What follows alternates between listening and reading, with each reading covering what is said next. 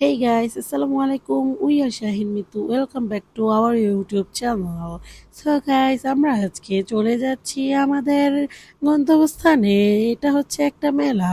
তো সেই মেলায় যাওয়ার পরে আমরা এত বড় একটা দুর্ঘটনায় পড়েছিলাম, সেটাই আপনাদের সাথে শেয়ার করব। আপনারা সবাই ভিডিওটি দেখতে থাকুন, তাহলেই বুঝতে পারবেন কি থেকে কি হয়ে গিয়েছিল। তো যাওয়ার পরে আমরা এখান থেকে এক প্লেট ভেলপুরি নিয়ে নিই, তারপরে খেয়ে দেখি না এরকম পচা পচা ভেলপুরিগুলো অনেক মজাই লাগছিল। যেহেতু মামা গোয়া চুলকিয়ে চুলকিয়ে এই ফুচকাগুলো সরি ভেলপুরিগুলো বানায়, সেহেতু আমার কাছে খুব টেস্টি লাগছিল।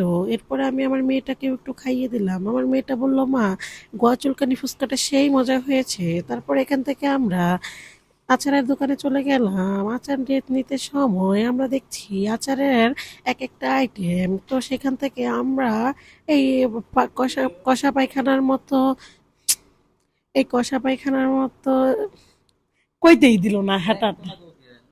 তো সেইখান থেকে আমরা কষা পায়খানার মতো চালতার আচারটা নিয়ে নিলাম। তো আমার হাজবেন্ড বলছিল এখানে 40 টাকা দেওয়া যায় না। সে বলল 40 টাকার কি আচার হয় নাকি।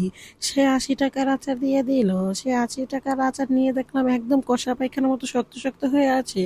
যাক, অনেক কষ্ট করে আমার জামাই চাবিয়ে চাবিয়ে আমার মেয়েকে খাইয়ে দিল।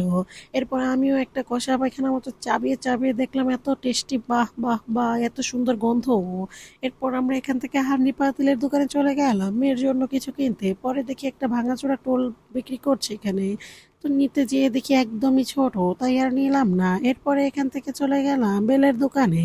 বেল নিতে গিয়ে বলে বেল এক একটা 120 টাকা পিস। না নিয়ে চলে আসলাম আলুর এই মজাদার খাবার খেতে।